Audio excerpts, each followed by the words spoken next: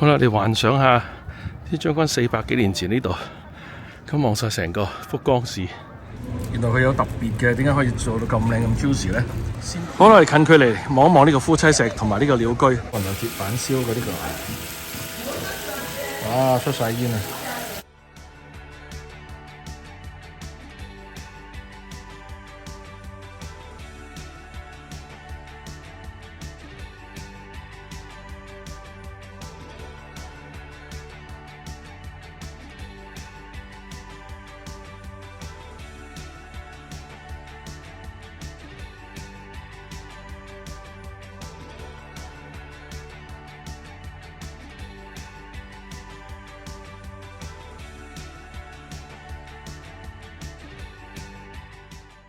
我哋福岡下榻呢間酒店呢，間房呢就麻麻地，但係佢個自助早餐呢就真係唔錯喎，仲有即炸嘅橙汁飲啊，我真係飲咗幾杯。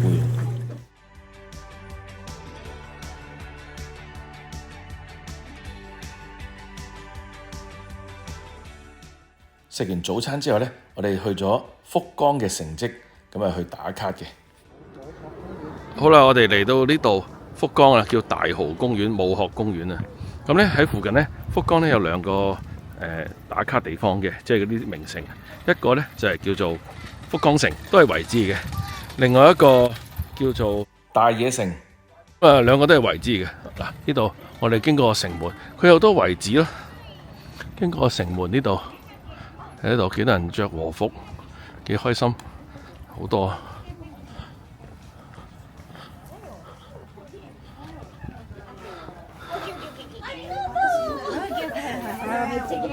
咁啊！呢度我哋過去對面嗰個福岡嘅成績，咁去睇一睇。一陣話俾大家知，今日係吸引級85號嗰個人。到福岡呢，佢又冇天守閣嘅啦，都係天守台。意思就係佢近時有個石門係起咗喺度，但係咧佢個天守閣就拆咗啦。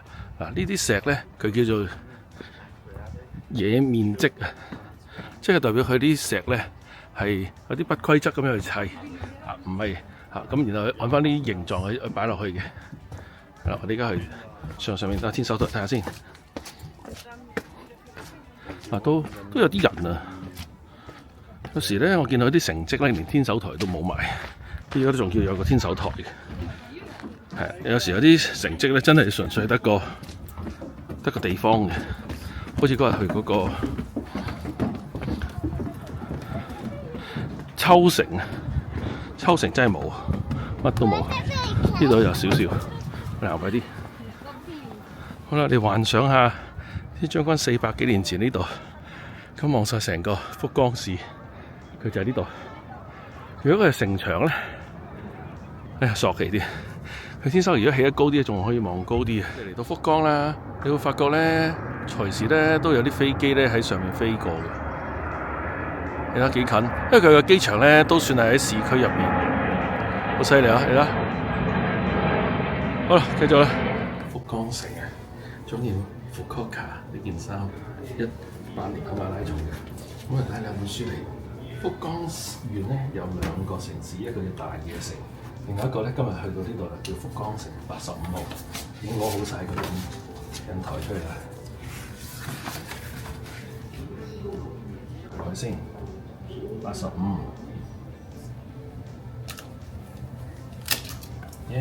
不過有少少側嘅，側咗，所以一陣都整好啲先，唔係咁理想呢個位。好，85號。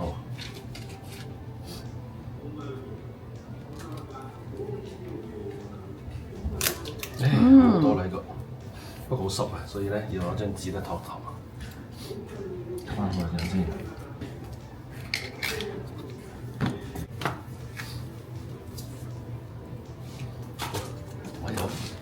我又搞掂咗2個印啊，85啊，福岡城啊！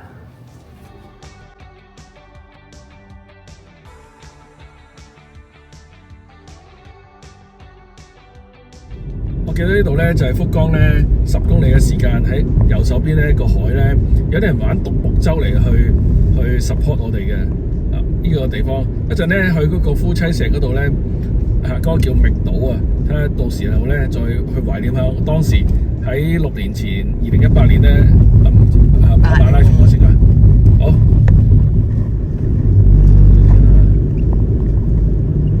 我記得呢度啊，就係大約跑到32.3咧，開始嚟到呢個叫覓島咧，呢度開始上山一段啊，32.3啦。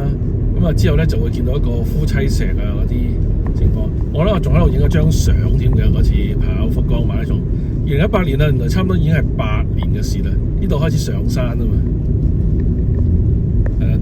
跑個福岡馬拉松有冇印象啊？嚟到福岡啊，咁我哋呢度咧叫覓島啊。呢條路咧，我記得2018年咧跑馬拉松福岡馬拉松嘅時間，大約32.3公里嘅時間咧，我哋一路跑去開始上山，稍為上山一段咧，前面有一紮棕櫚樹啦，見到遠處嗰個棕櫚樹。咁嗰度咧，我記得有人派菠蘿冰嘅，好強勁嘅節拍音樂嘅。好記得呢度，因為嗰次咧跑馬拉松係我第一次4小時之內完成嘅。今日嚟呢間叫做唐柏惠比須，係啦，食海鮮嘅小屋，我哋不如入去睇下。哇！呢度好多人啊！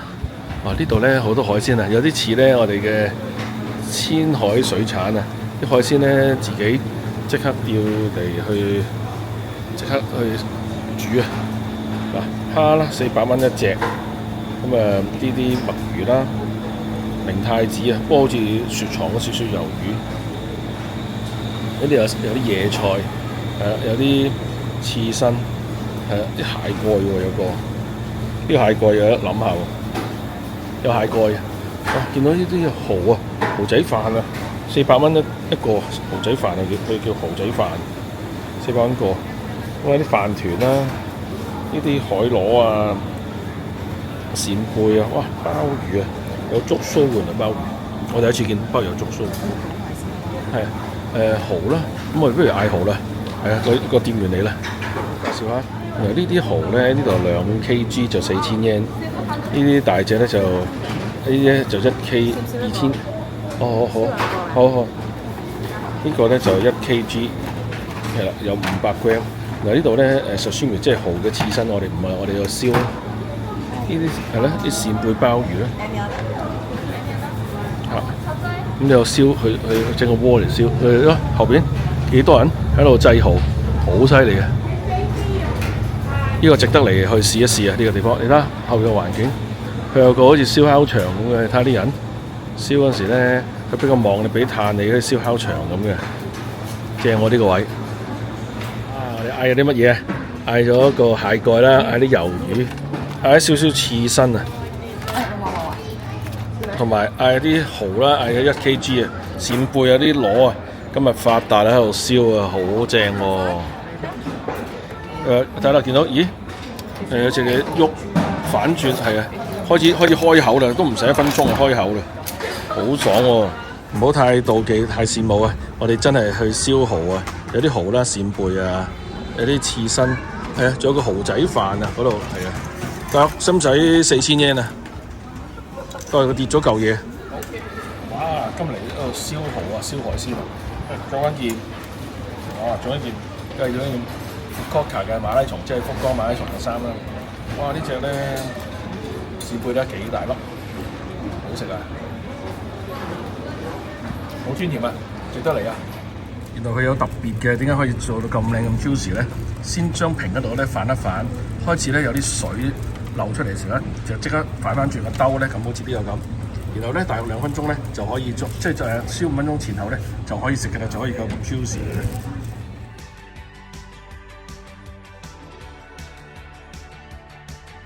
呢度咧就係跑上嚟嘅時間有棕櫚樹，我相信跑過福岡馬拉松嘅人咧都記得呢個棕櫚樹。呢度好多遊戲設施嘅，好多我哋望下，好多人啊，好似日本咧，日本荔園啊，睇到幾多人，啲水洗腳，係好多打卡位嘅嚟呢度，我好記得呢度嘅。呢一場馬拉松係我喺出外跑馬拉松最好嘅一場，所以我好記得。呢度有啲人玩，呢啲繩索，我哋澳洲我哋嗰幾個美少女嚟玩過幾次呢啲繩索，唔使爬咁高嘅，佢哋周圍都有玩。啲打卡位啲鐘啦。隨意門啊！哦，係喎，有個隨意門喎，叮當隨意門喎。我哋睇到個鐘添，啲人咧上去上邊咧，嗰個咧就排緊隊。隨意門就反而就冇人排隊喎，得兩個妹仔喺度啫喎。周圍咧係好多打卡點嘅，你睇下呢個姐姐仔條裙幾短，冬天嚟㗎啦。呢度咧呢啲咁嘅繩索啦，仲有呢個千秋，仲有遠處咧伸出去嗰啲木咧，呢啲咧咁有啲人爬出去咯，睇下鬥遠咯。係啦，呢度都幾多人嘅，頭先撞到個香港人啊！係啊，佢話你幾勁喎，你呢度都幾遠，你都嚟到去，原來揸車搭車嚟嘅。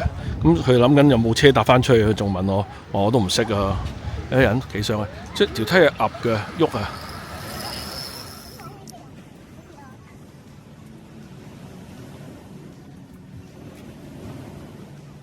好啦，跑馬拉松上完山啊，大約34-35公里咧，嚟到呢個叫原來唔係讀係島啊，讀覓島啊，冇上面嗰撇嘅。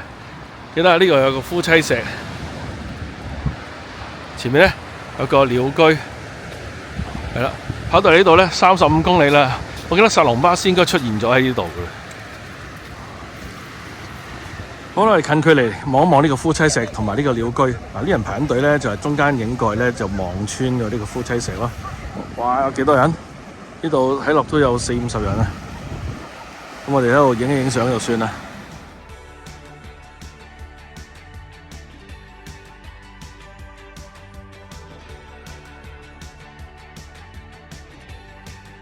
呢度覓島咧有個棕櫚灘，呢個真係命名係叫棕櫚灘嘅。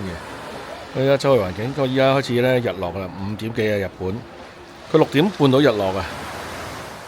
遠處咧就係仲係仍然好多人排隊嘅，就係嗰個夫妻石啊鳥居個地方。覓島咧有個天使嘅牆咧可以打卡嘅。周圍咧都係啲鐘乳石灘，頭先講啦，夫妻石啊，鳥居喺嗰邊。依家咧日落時間好靚好靚嘅海灘，好多呢度嘅啲人咧，日本人咧都嚟呢度。我都聽到唔少嘅香港遊客嗱，呢度有唔少嘅人啊。呢個覓島嘅棕櫚海灘咧，都真係環境幾靚㗎，都值得路過去停一停，飲翻杯嘢。咁啊，翻去伊萬里嘅途中咧，我見到一個地方，咦，好熟喎，就係我馬拉松臨尾嗰4-5公里嘅地方。咁咧，憑我記憶咧，就即刻揸去睇下揾到我當日咧跑終點嘅時間嘅地方先。我嚟到啊福岡馬拉松嘅衝線嘅地方啊，其實我都係憑我記憶嘅啫，因為去到咧頭先覓島嗰度咧，我都係憑我記憶咧衝入嚟呢度自摸呢個地方 ，exactly 就係呢個位啊，呢個位啊。大家睇到啊，就係對面呢一個呢間屋呢個位啊，就係呢個位啊，好夢幻啊成件事啊！俾個 focus 你睇下，就係呢個位啊，係啊，好開心啊！冇嚟呢度8年啊，係啊，我仲記得呢個位自摸。平時咧呢度咧係冇乜人嘅，冇乜車嘅，係愛嚟咧係搭建愛嚟做一啲比賽用嘅啫。你睇下呢邊都係咁嘅啫，係啊，所以成件事好夢幻啊，好開心啊！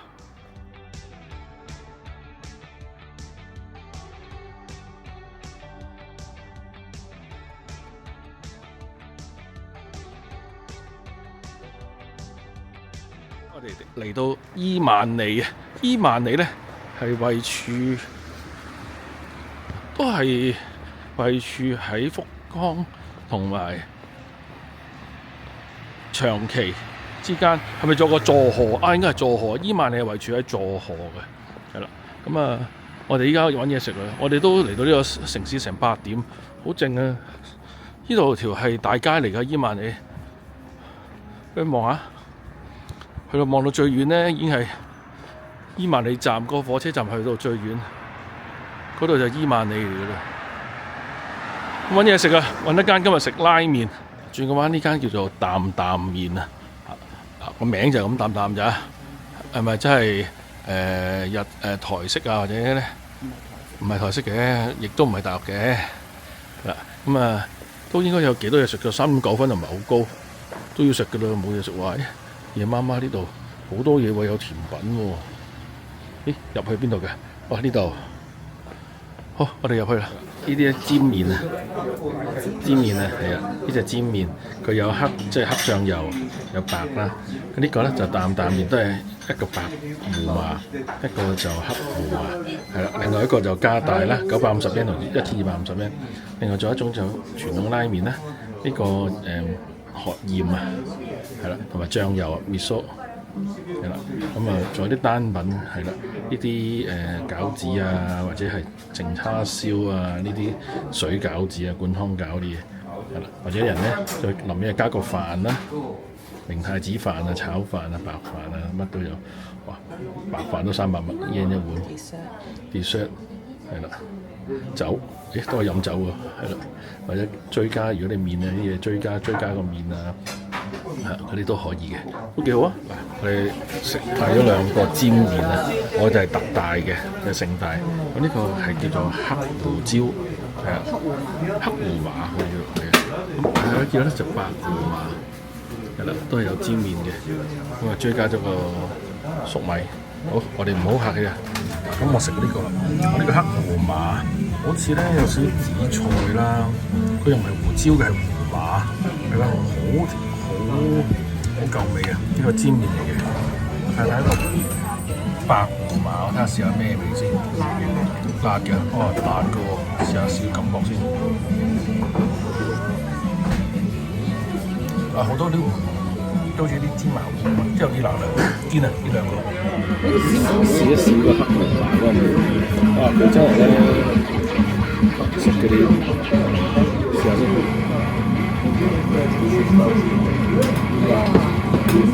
可以食到胡椒粉，胡椒粉，芝麻，黑芝麻。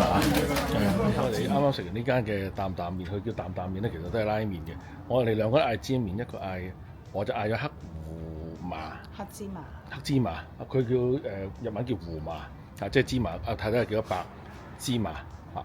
咁啊，我嗰個咧就我覺得真係好似食緊芝麻糊咁啊嚇。個感覺就好特別，呢個味道我未食過，用一個黑芝麻嚟去食拉麵。太太個就白芝麻咧，我覺得佢有少少辣，同埋有啲酸地。我食到啦嚇，佢食唔到。呢個擔麵嘅汁嚟嘅。係啦，不過太太就好 like 呢間鋪頭，其貌不揚啊！呢間佢叫做擔麵啊。我哋依家喺伊萬地嘅地方，咁啊今晚食嗰啲餐拉麵飽晒，係咯。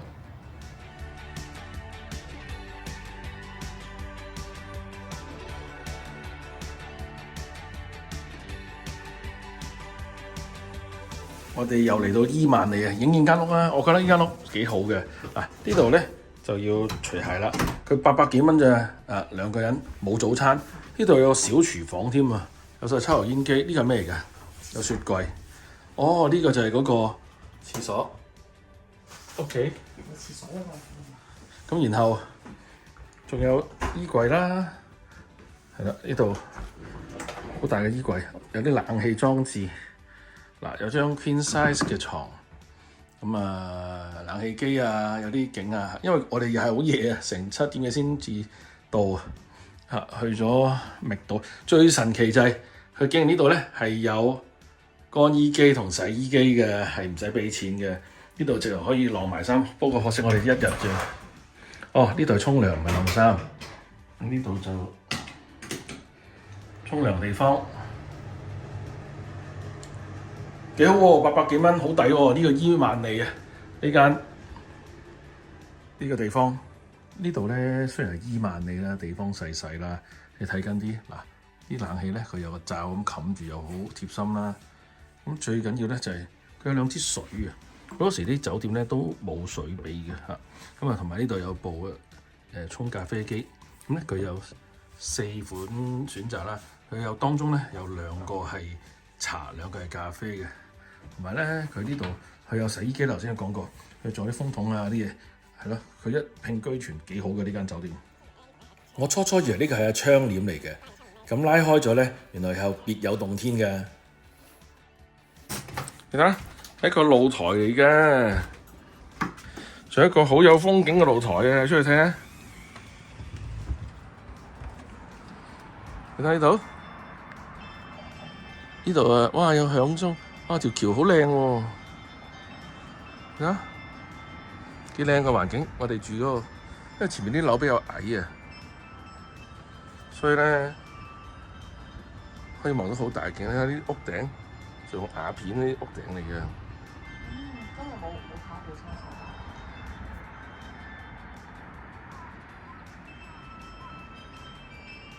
沿住條橋啦，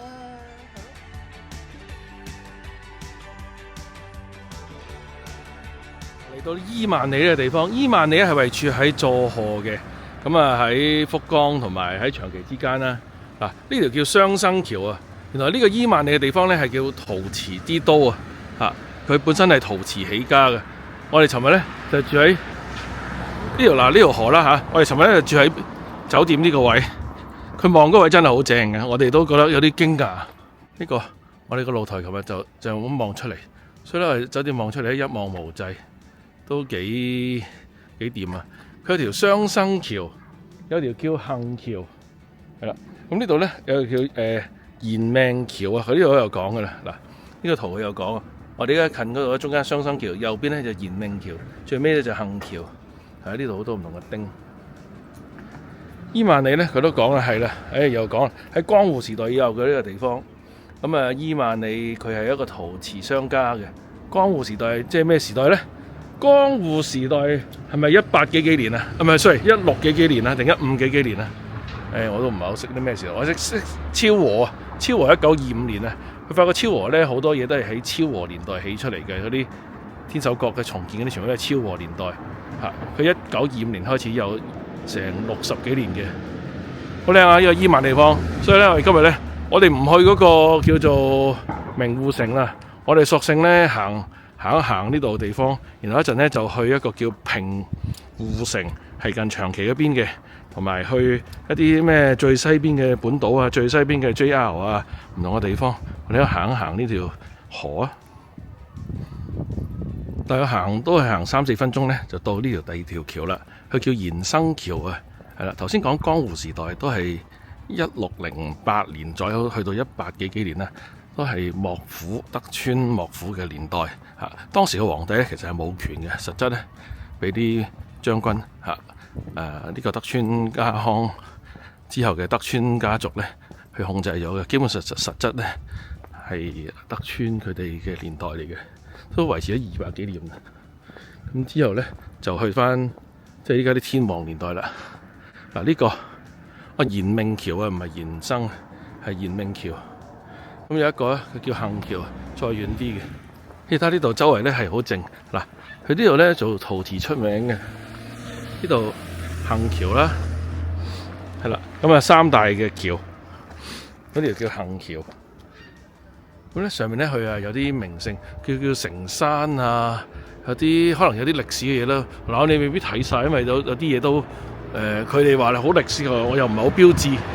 本身伊萬里都唔係一個好大城市、好出名嘅城市咧。講雙生橋，頭先我哋介紹咗右邊啦，因為我哋望左邊咧，呢邊都好多啲橋，嗰邊啲橋咧就冇咁出名嘅啦，遠處。但係咧，而呢個鐘咧都係一個出名嘅鐘嚟嘅，佢叫伊萬里樽，唔係伊萬里鐘。係啦，佢咧定時定候咧，佢哋會按每一個鐘頭咧，佢會響嘅。頭先我聽到呢度嚟到11點有啲鐘聲響聲，同埋啲船咧會喐嘅。嗱，聽到咧條街咧傳嚟啲音樂聲啦，開始，之後都夠鐘到佢啦。睇下係咪真先？哇！真係啊！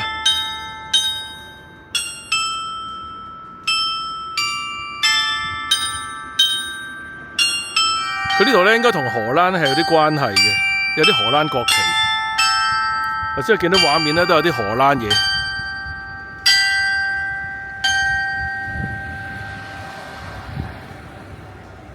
完啦，係咯，因為頭先咧我睇橋咧，佢有啲圖片咧係有講荷蘭，我估話啲西人啦，我估佢同荷蘭啲商船咧，可能荷蘭係曾經嚟嗰度做經商，係咯。伊萬里呢個地方幾特別啊，唔係話好多嘢行，但係路過可能喺福岡至到長崎之間呢，可以喺呢個地方嗰度停一停留，係咯，食下嘢，食下呢度嘅名物啊！呢度嘅名物就係和牛啊、伊萬牛啊，同埋佢呢度都有好多陶瓷嘅，就我哋望下有冇啲嘢可以買到。尋日咧喺福岡啊，喺覓島咧都聽到好多廣東話聲啊！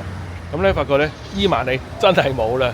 尋日咧我哋喺個伊萬里食嗰個拉麵咧，完全係要用日文啊！嗰個對方嘅職員咧英文都唔係好得咧，佢用 Google Translate， 我哋都係雙方用一個 Google Translate 去溝通啊！咁啊呢個地方好寧靜，你有咩想講啊？有咩想講？冇嘢好想講，想話俾你聽，冇咁大聲。哦，叫我唔好咁大聲，但條街冇人喎，方圓幾里都唔緊要啦。好響啊，有回音啊，大佬。好啦，我哋繼續行啊，伊萬里啦。太太咁招積，叫我唔好咁大聲。咁我即場測試下佢啲日文先。有個老人好好啊，好主動咁去同我哋揾路啊。かな。なんか書いてないかな。係。OK。呢位街坊好好啊，佢話呢度有間好出名嘅伊萬里牛可以去食下。咁我哋之後呢，就真係去咗食啊。入到嚟鋪頭咧，真係咧好，佢又有扒房嘅風格，亦都有西式風格。咁啊，佢哋收兩點啊，有啲尷尬。你睇下呢度有啲紀念品賣，哦，有啲啲湯包，呢啲名人簽名嘅 JoJo 喎，JoJo 啊，2020年嚟過啊。咦，係咪真係嗰個 JoJo 咧？係啦，呢啲唔同嘅名人咧嚟簽個名。頭先有老細啊。係啊，中間呢個胡鬚呢個頭先老細嚟招呼我哋，遲先係啊。係好咁啊！呢個餐廳呢個地方好靚，咁我哋可以食喺度食 lunch 啦，食咗伊萬里牛啊。咁啊，我嗌一個，我哋都唔知咩，睇到一個煎住，跟住係個樣係咁靚。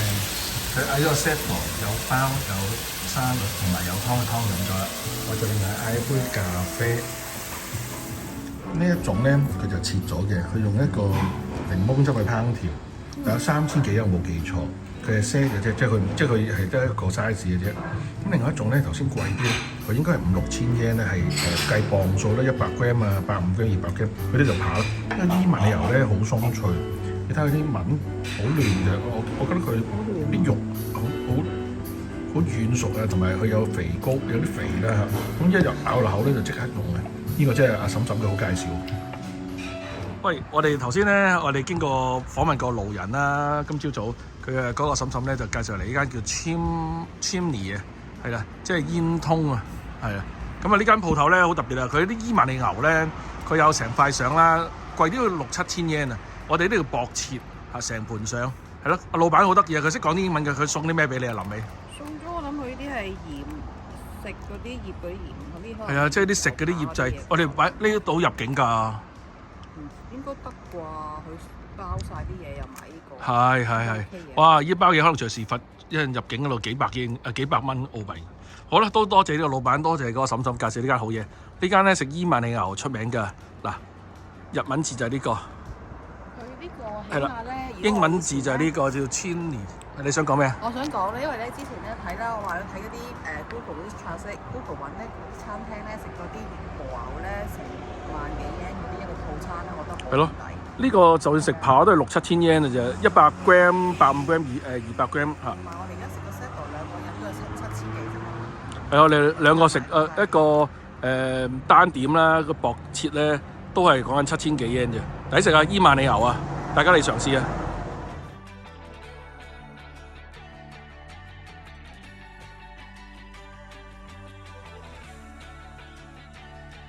都好好啊！佢講伊萬里咧喺唔同嘅時間咧有啲咩睇，譬如3月咁啊，佢都有3月下旬至到4月下旬咧先有櫻花睇，有唔同嘅一啲佢哋嘅節日啦。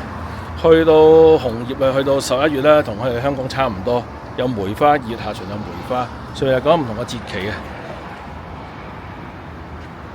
呢度火車站啦，佢嘅車我見佢講話去佐世保嘅。哇！成架火車度啊，係得咁多啊咋，係咁細架噶，一卡啊咋。嗰次我哋去富士急翻屋企咧，就係駁咗3程車，當中有1程咧類似咁嘅啫，真係好搞笑啊！呢個車站咯。一陣下晝咧，我哋仲會去一啲咧唔同嘅佐世保啦。我哋真係去佐世保啊！就下晝去一啲佐世保嘅，譬如 JR 最西邊嘅火車站。我一陣去車咧真係好自由嘅，佢冇人飛嘅，不過我相信一陣有啦。咁甚至你走上去上邊咧，佢都真係冇人嚟。呢個車咧係翻返去佐世保嘅，有啲稽查。我睇下車廂係點樣啊？個車廂就係咁嘅啫，一卡車有個揸車呢度係啦，就咁多㗎咋。呢個火車站隔離個商店咧，呢度咧有印台啊，有印級啊。呢度咧都係買一啲陶瓷，頭先講到。呢啲就唔最係好貴啦，700 yen 啦。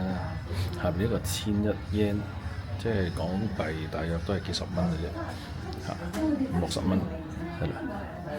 邊啲係貴啲、靚啲咧？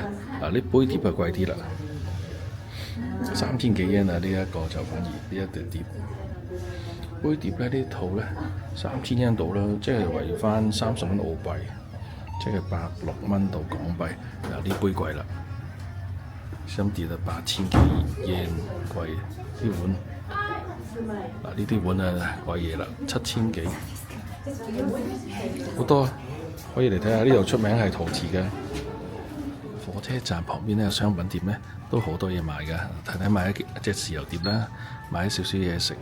有啲佢呢度嘅地產啦，最緊要就係佢有啲陶瓷，如果啱嘅，大家可以嚟選購。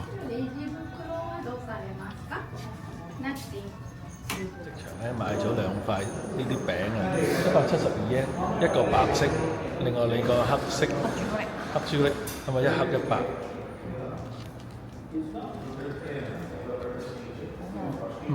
好香，中間軟腍，中間有啲外邊有啲脆嘅，中間軟腍腍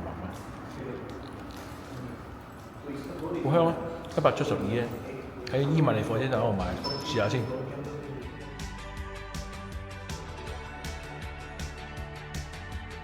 呢個店鋪咧好出名嘅喎，咁啊睇下即管入去睇下有啲咩睇，因為佢成日都介紹呢一個地方。有圖書館，乜嘢有啲小商店啊！呢度好靜，其實成個街咧，我真係總共見唔到10個人超過。係咪呢啲小食物啊？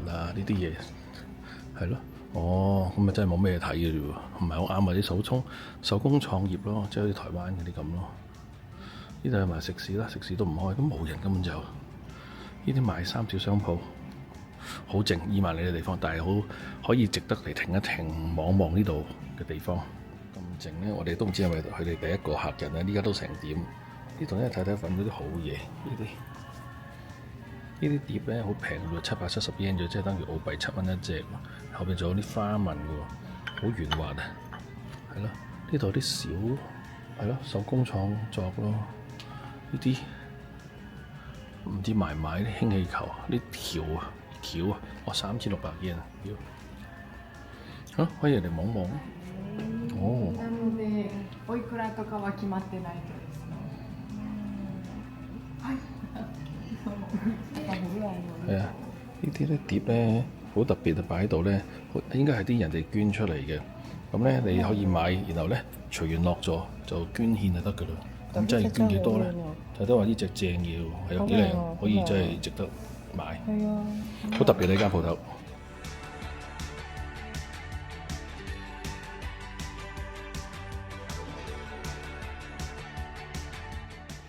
好啦，我哋離開伊萬里啦，我哋向東走，我哋下一站呢，就係去一個地方叫做平戶城。平戶城呢，我哋主要呢都係去打卡啦。你睇下，我哋又上天守閣啦，要上一條長長嘅斜路啊。上去天守閣當然要打卡啦。打完卡之後呢，就欣賞埋喺上面望落嚟嘅美景啊。咁之後呢，我哋繼續向佐世保個方向出發。途中仲有大發現啊！大家咪喺 Family Mart 度去揾物嘅，揾到幾對啊 ！Family Mart 掃貨嘅嗱，呢度啊揾到啦，東京版啊，仲有25、28啊，有黑襪有白襪啊，東京版2026啊，齊晒。左邊呢對咧係 Netflix 啊，呢度喺邊度咧？之後咧去到平戶口站，呢個咩站嚟嘅呢？原來係日本最西邊嘅火車站嚟㗎。咁除咗最西邊嘅火車站，當然仲有一個叫做最西邊嘅 JR 火車站啦。我都唔好放過，下一集咧就再去嘅。算夜媽媽都去埋日本本土嘅最西端嘅地方，而晚上咧我哋喺佐世保嗰度去晚餐。咁啊用我有限嘅日文，咁啊太太當然日文好好多啦。而店長咧佢哋係有限嘅英文，咁你可以點樣去溝通？點樣去嗌 order 呢？下集話俾大家知，記得留意收睇下一站啊，都係好精彩㗎。多謝大家收睇啊！記住俾個 like 啊，同埋訂閱我嘅頻道，撳埋鐘仔，最好就有埋留言同分享啊！拜拜。